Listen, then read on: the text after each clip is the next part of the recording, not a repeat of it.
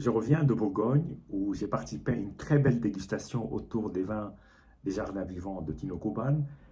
Mais il n'y avait pas que ces vins-là, il y avait d'autres vins qui avaient été apportés par les différents participants, dont moi. Et puis il y avait cette bouteille-là qui est assez unique, assez exceptionnelle, qui est un vieux Porto de 1937, un Colheita de la maison Niport, qui est une des grandes maisons de Porto. C'est une maison qui est née en 1842, qui a été fondée par un commerçant hollandais et qui est aujourd'hui à sixième ou septième génération. Donc c'est une vénérable maison du Porto. Et le Colheita appartient au monde des dénominations de Porto. Alors pour vous y retrouver, pour faire simple, la très très grande majorité des Portos sont ce qu'on appelle des rubies. Ce sont des Portos qui sont vieillis dans des cuves en inox. Et dès lors qu'on commence à faire vieillir un Porto dans des fûts, c'est-à-dire qu'on le passe de cuve en inox à un fût, euh, c'est là, alors j'insiste le fait que le Porto est comme un vin, sauf qu'il y a un ajout d'alcool. Donc on appelle ça les vins, en anglais on les appelle les vins fortifiés.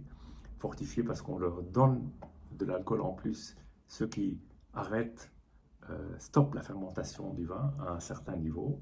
Bien entendu, le niveau d'alcool est plus élevé que celui qu'on aurait eu naturellement avec les baies de raisin.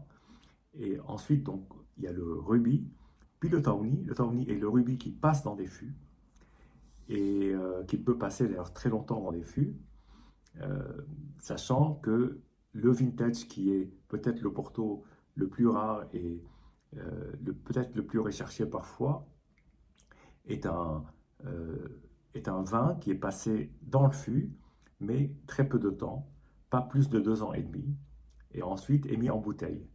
Et donc c'est un vin de garde. C'est un vin qui peut encore évoluer, alors que le Tawny n'évolue plus. Et le Goyeta est tout simplement un Tawny avec un millésime. Parce qu'en général, le Tawny est non millésimé, mais à certains millésimes, on produit ce qu'on appelle des Goyeta. Et donc, ce vin-là a été donc vendangé en 1937 et est resté en fût jusqu'en 1972. Donc vous faites le calcul, il y en a pour 35 ans de fût. Alors il semblerait qu'il y ait aujourd'hui des Portos qui sont encore dans les fûts depuis les années 1800. Donc vous imaginez, il y a pas de limite à conserver ces vins-là. En tout cas, c'est un vin, une fois qu'il est mis en bouteille, une fois qu'il est sorti de son fût, normalement il ne bouge pas, mais rien n'interdit en fait qu'il bouge. On ne sait pas vraiment. J'ai eu des fois des Tawny ou des Koyeta, d'ailleurs plutôt des Koyeta, qui avaient évolué d'une telle façon que c'est devenu des vins absolument fabuleux. Donc là, on est face à un 1937. Donc aujourd'hui, il a l'âge vénérable de 87 ans. Donc c'est quand même un vieux sage. Et nous avons goûté ça en fin de repas. J'ai pu emporter la bouteille grâce à Damien, d'ailleurs, qui avait organisé ce fabuleux euh, moment de dégustation autour des jardins vivants et qui avait apporté cette bouteille. Et donc voilà, je la regoute aujourd'hui pour vous faire part de mes impressions. Donc une très vieille dame ou un très vieil homme sage et surtout qui nous dépasse tous en âge sans aucun problème.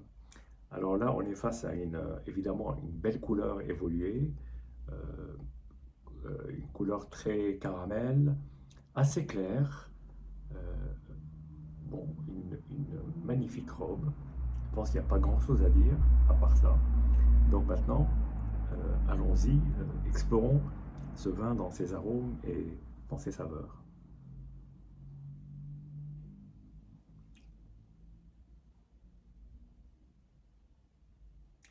Alors, le nez est d'une puissance énorme.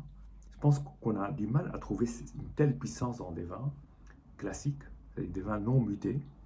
Celui-là, donc, il dit fortifié, muté. En France, on dit muté. Et là, on est face à des effluves d'arômes où on trouve le noyau de cerise, noyau de pruneau, un aspect très chocolaté, qui allait très bien avec d'ailleurs le chocolat chaud que j'ai servi ce soir-là. D'ailleurs, c'était l'idée de Damien d'associer le chocolat chaud avec ce vin. On a aussi un côté assez fumé qui ressort. La noix, les fruits secs, de manière générale les fruits secs, la pâte de fruits, pâte de date, en tout cas un concentré de date, à la fois oriental, à la fois très parfumé, et c'est vraiment une merveille au nez.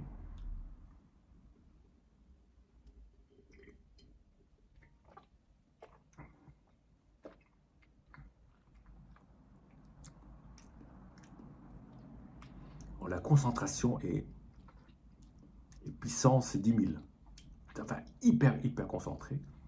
Il y a un début d'attaque qui est d'une fraîcheur absolument incroyable. On ne sent pas l'alcool. Je ne sais pas à combien il titre.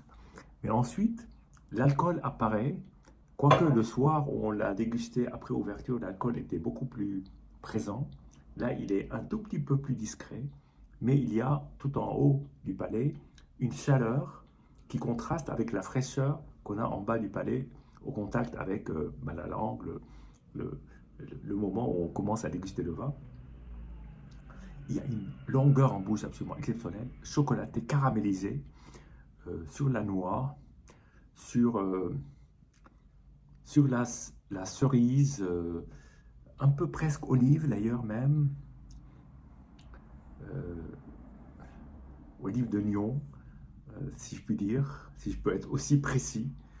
Et puis il y a toute cette merveille de pâte de fruits noirs, côté date en bouche, une très belle consistance.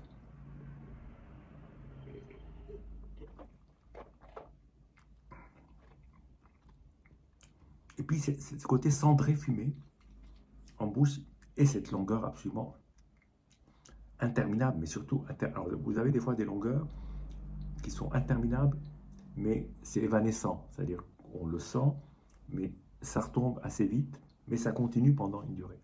Là, ça reste persistant, puissant, présent, là je l'ai encore, avec les mêmes aromatiques, tout ce que j'ai dit, que je retrouve de manière très longue, très présente, une immense présence, un vin qui vous frappe, qui est là, qui vous parle, qui vous exprime des choses, qui en a dans les tripes, un vin absolument vivant et absolument superbe. Je crois que c'est 35 ans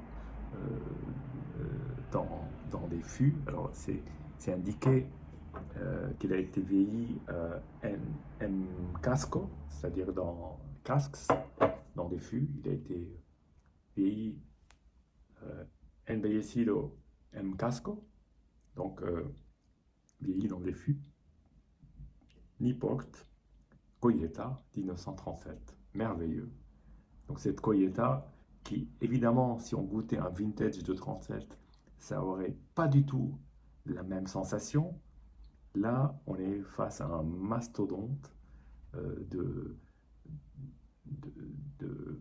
concentration, de fruits, de fruits, alors peut-être pas les fruits frais, sûrement pas, mais des fruits très mûrs, des fruits qui ont évolué, mais avec une belle pureté. Et là, je trouve, par rapport à la première réaction que j'ai eue en dégustant ce vin, beaucoup moins de chaleur, et donc beaucoup plus encore de plaisir, si tant est que ce soit possible. Encore beaucoup plus de plaisir à la dégustation. Voilà, très belle découverte, très rare, et merci à Damien pour ce partage. Et je vous dis santé et à bientôt.